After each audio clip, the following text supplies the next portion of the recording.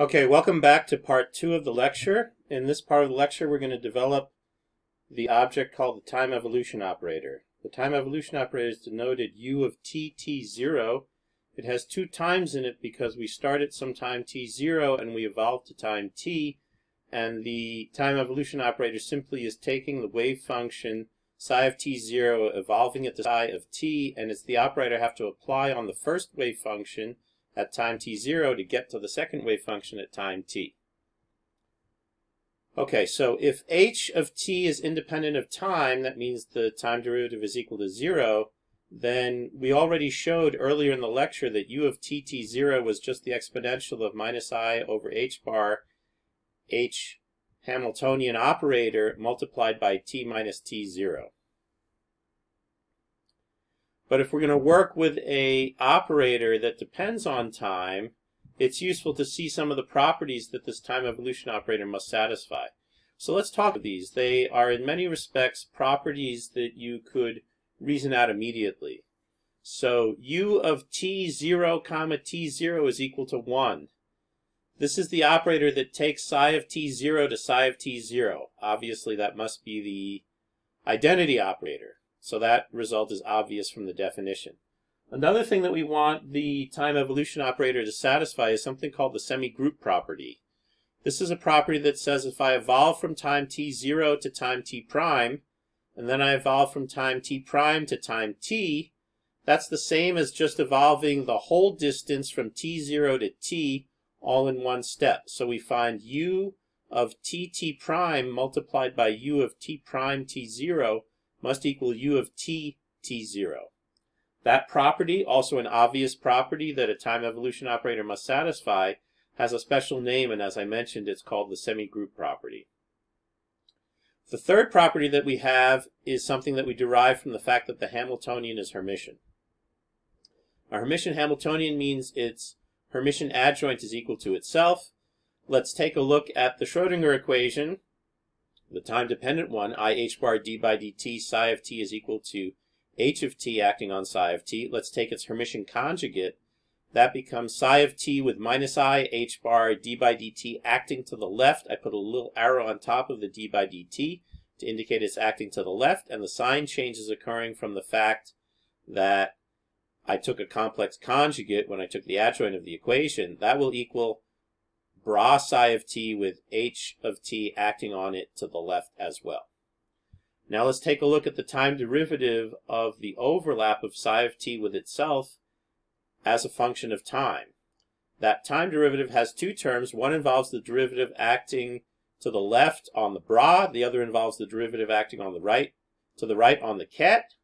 When we use the Schrodinger equation, we find we get two terms. Those two terms are exactly the same, except there's a sign change due to the fact that I took the complex conjugate of the I. So when we add those two terms together, we get 0. What does that say? That says the normalization of the state does not change as a function of time. Or another way of saying that is probability, the total probability of my system is conserved. Again, this is a property that we simply must have for time evolution. A summary statement of this would be normalized states stay normalized. So these are three properties that the time evolution operator must satisfy. Okay, let's take that normalized states must stay normalized property and run with it a little bit further. So that means if psi of t is equal to u of t t0 acting on psi of t0, and the corresponding bra is equal to the adjoint of that with a u dagger of t t0, that means when I take the dot product of those two, because that is equal to psi of t overlap with psi of t, that must equal psi of t0 overlap with psi of t0. But then, and this holds for any psi of t0. That means it must hold at the operator level. So we learn that u dagger of t0 multiplied by u of t0 is equal to 1. That means that u dagger is the inverse of u, and that's an operator that we call a unitary operator. You should be familiar with unitary operators from work that you've done before. And what we now have learned is the time evolution operator is indeed a unitary operator. And the consequence of that is that the time evolution operator is preserving the normalization of the states, or it's preserving the total probability of the system. Okay, our next property, property 4, is looking at the Schrodinger equation. If we now substitute in what psi of t is, we see that psi of t0 has no time dependence t. So the derivative just acts on the u operator. And of course it's equal to h of t times psi of t, and that can be expressed with the u operator as well. Since this is true for all wave functions, again we get another operator equation. This equation is called the equation of motion. It says h bar, the time derivative with respect to t of u of t t0, is equal to h of t times u of t t0. So that's a very important equation. It's the analog of the Schrodinger equation, the time-dependent Schrodinger equation, but it's now an operator equation rather than an equation that acts on states. Okay, our last property we're going to work on involves actually determining an equation for this time evolution operator from the equation of motion. We simply integrate the equation of motion. The left-hand side, because it's a perfect derivative, simply becomes IH bar u of t t0 minus u of t0 t0. Remember, u of t0 t0 is equal to the identity operator. And that is equal to the integral from t0 to t of the right-hand side, which is h of t prime u of t prime t0 dt prime. Okay, let's move the unit operator, u of t0 t0, to the right-hand side, and let's divide everything by IH bar. We get this equation. It's an integral equation. U of t t0 is equal to the identity operator minus I over h bar, integral from t0 to t, h of t prime, u of t prime t0, dt prime. You're probably not very familiar with integral equations. You're more used to solving differential equations. Integral equations have one property that's very nice about them. They automatically include the boundary conditions of your problem. Let's take a look at this integral equation when t is equal to t0. You see, the integral then will run only from t0 to t0. So the integral is equal to 0, and we find u of t0 t0 is equal to 1. Well, of course, we know that that must be true. That was one of the fundamental properties of the time evolution operator. But you can see the nice thing about the integral equation is it automatically includes that boundary condition as part of the integral equation itself. So unlike differential equations where we may have to impose boundary conditions by hand, in integral equations they're included automatically. Okay, integral equations are things you haven't seen very much because they are much harder to solve than differential equations. So what do we do for solving the integral equation?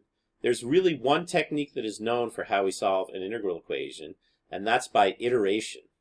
What do I mean by solve by iteration? Well, the first approximation to u of t t0 is the approximation when t equals t0. And that approximation is equal to 1. So let's take that approximation and substitute it into the integral on the right-hand side. That will tell me that u of t t0 is now equal to 1 minus I over h bar, integral from t0 to t, h of t prime dt prime. Well, now I have a new approximation to u. Let me take that expression and substitute it in for the full expression of u of t prime.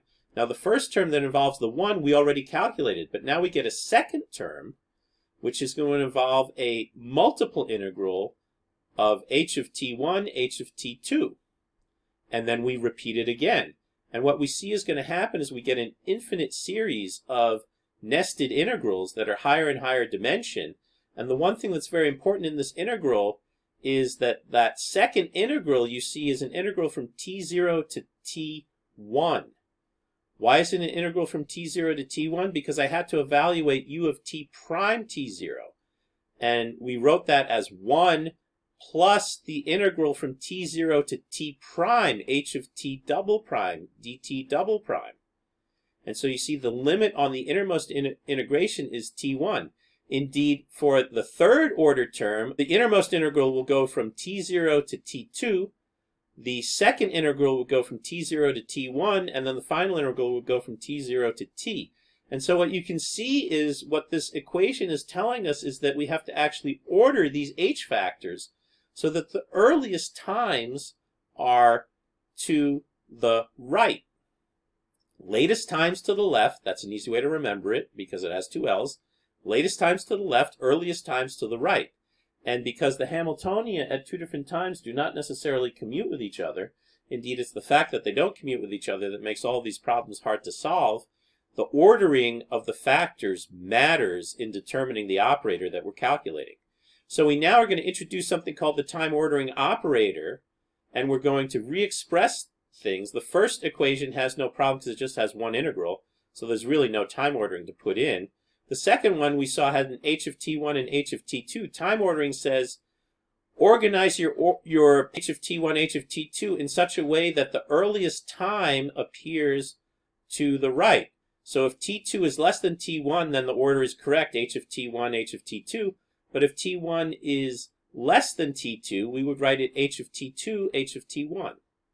That's what the time ordering operator means. And because we now can extend the integral to go from t0 to t rather than from t0 to t1, we recognize that that has introduced a second integral that's exactly the same as the first integral that I had. And so we have to introduce a factor of 1 over 2 factorial. So what we're going to find is when we extend this and look at all of the terms, this time-ordered product, as I mentioned before, has a series of, you can rewrite it in terms of a series of theta functions that will take into account the time ordering that you need. And the rule is always to put later times to the left. We can then re-express the integral in a way that we do not have to have the innermost integrals going to some nested time, which is harder to do the integrals. We put all of the times to go from 0 to t. Now this is only hiding the problem because really each one of the integrals is the integral with the nested integrals that have the time ordering of the limits in the integrations. But we're hiding it by using this extra symbol that we call t. There are a total of n factorial of these different terms because there are n factorial different ways that I can order n operators. That's a simple combinatorial problem. And so that the fact that I have n factorial integrals that are all exactly the same, that will cancel the 1 over n factorial term in the expansion, and it'll get me back to the original formula that we had for the time evolution operator. Now, people like to write this time evolution operator with a formula that is very easy to be misunderstood. In many respects, it's probably a bad choice of a formula, but it is used by everyone, and eventually you will get used to it. We write u of t0 is equal to the time-ordered product of e to the minus I over h bar integral from t0 to t dt prime h of t prime. Now, do not think that the way that you evaluate this object is to take your h of t prime, integrate it, and take the exponential of it, even though it looks like that's what it says it's doing. That is the wrong thing to do. You'll get the wrong answer, and that is why this notation is actually a poor notation. What that time-ordered product of the exponential means is defined by the line below. And what it means is I have a sum n equals 0 to infinity, so it's looking like a Taylor series, minus I over h bar raised to the nth power, 1 over n factorial. That's why it looks like a exponential. But now we have a nested integral of n integrals, each integral going from t0 to t, and we have the time-ordered product of those different h factors with the argument of the Hamiltonian being t1, t2, all the way out to tn. Those integrals, as we mentioned before, each of the time-ordered pieces of those integrals are exactly the same. They're n factorial different time orderings, so the n factorial cancels the 1 of n over n factorial, and I'll get just the integral in that time-ordered fashion that we were deriving by iterating the integral equation on the previous page. Now, this time-ordered product, when it's written in this form, is a power series in the full Hamiltonian. If I had a Hamiltonian, and many problems that we want to work with will have Hamiltonians that have a time-independent Hamiltonian and a perturbation that we turn on at some time that we'll call v of t. If I want to do perturbation theory for that problem, I need a power series in v of t, not in h of t. Because h of t has got my unperturbed system mixed up with my perturbation. And I would really want a power series expansion in the v, not in the h. So even though this is an exact result for the time evolution operator, it's actually not so helpful in being able to calculate what a time-dependent perturbation theory result would be for a perturbation of a system that starts off in some h0 and is then perturbed by some time-dependent perturbation, v of t. Okay, finally, we want to note that the property 4, that was the equation of motion, the equivalent of the Schrodinger equation, but now for the operator, said I h bar d by dt of u of t t0 was equal to h of t times u of t t0. Now, using our exponential form for the time-ordered product, that reads I h bar d by dt time-ordered product e to the minus I over h bar integral from t0 to t dt prime h of t prime is equal to h of t times the same time-ordered product. This is a differential equation that also can be used to define the time-ordered product. We simply have to integrate it to get the right answer. Okay, that is going to be the ending of this lecture. As a summary, these time-ordered products generalize to operators the fundamental property of an exponential function. Remember, an exponential function, if I take its derivative, it's equal to the derivative of the argument times the exponential.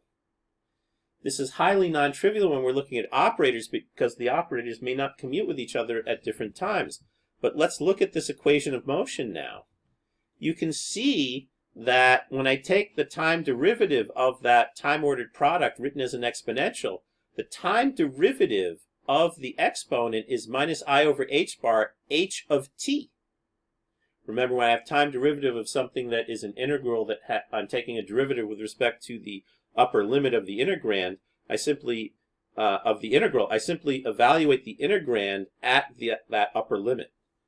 And the fact that I'm multiplying my derivative by I h bar cancels those prefactors, and I'm just left with h of t.